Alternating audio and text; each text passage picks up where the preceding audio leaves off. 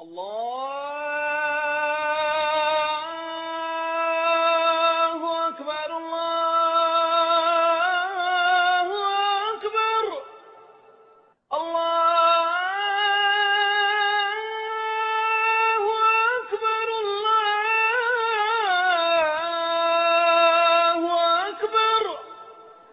I was about to come across one of the most extraordinary human beings I'd ever encountered.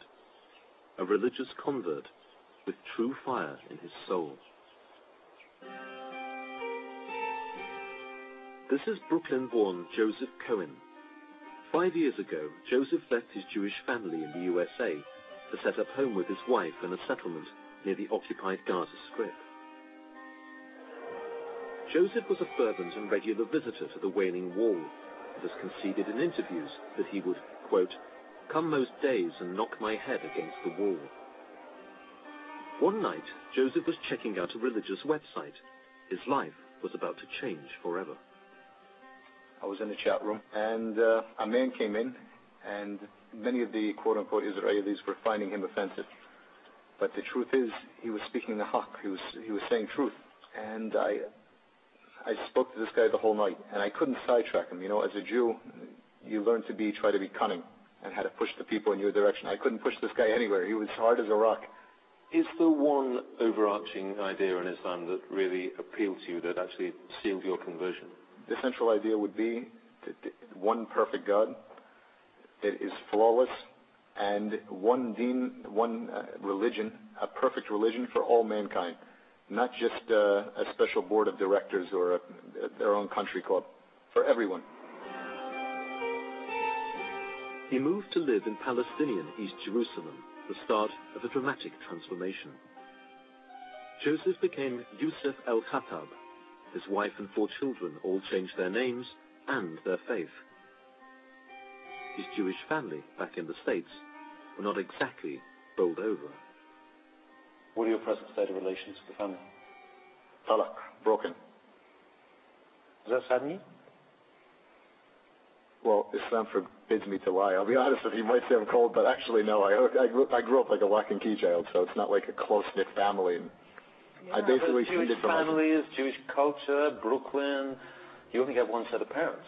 It's true, but we were never extremely close. I was basically taking care of myself. My mother worked, and my father was gone during the day. And we weren't that close from the beginning.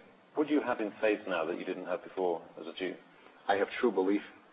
Why should I take anything you say seriously? I mean, you converted to a new faith on the internet. Who's to say that in 2 years' time you won't be a Roman Catholic like me and we'll be both going off to the Vatican to see the Pope? We should go to the Vatican. I have a duty to go there to give a message of Islam to the Pope too.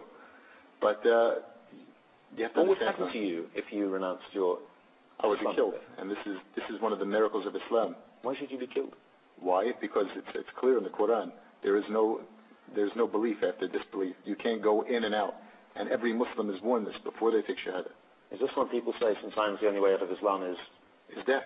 That's the fact. But still, this is the miracle. It's still the fastest growing religion. Knowing this, people still accept it. Christians, Jews are still accepting Islam. I'm not surprised it's the fastest growing religion in the world when the penalty for leaving Islam is death. Renouncing the message of Islam, the sin of apostasy, is certainly a serious business, but many moderate Muslims would balk at Yusuf's views on the death sentence. Their view is that faith is a matter of personal assent, and point to one of the Quran's most celebrated texts to make their point. Surah 2, verse 256, there is no compulsion in religion.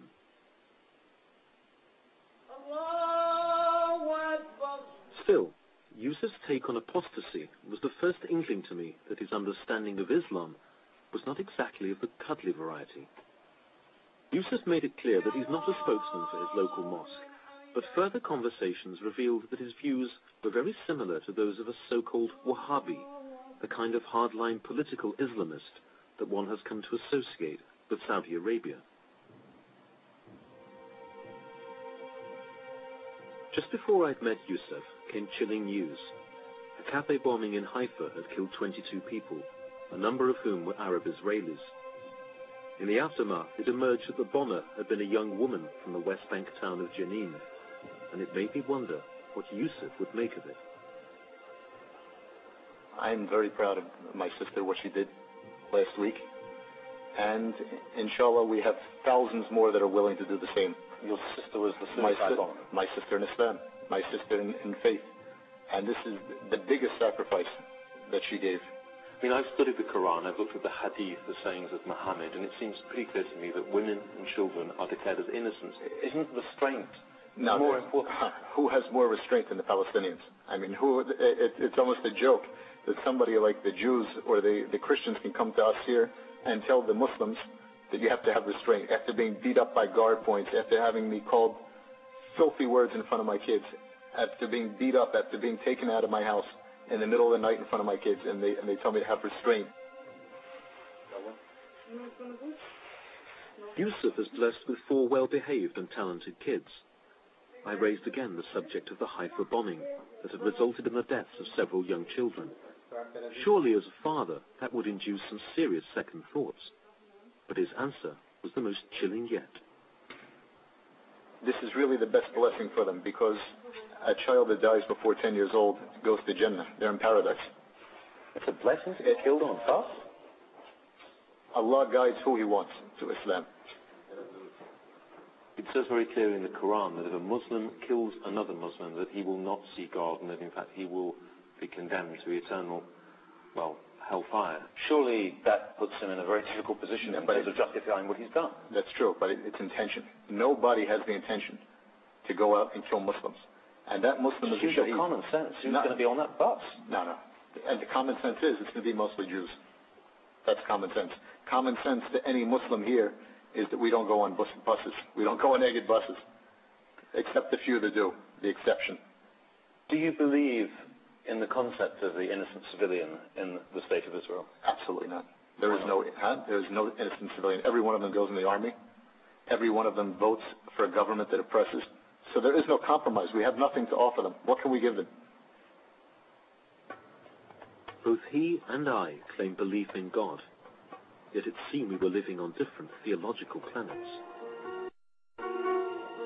سنخوض معاركنا معهم وسنمضي جموعا نردعهم ونعيد الحق المغتصب وبكل القوة ندفعهم وبكل القوة ندفعهم وبكل القوة ندفعهم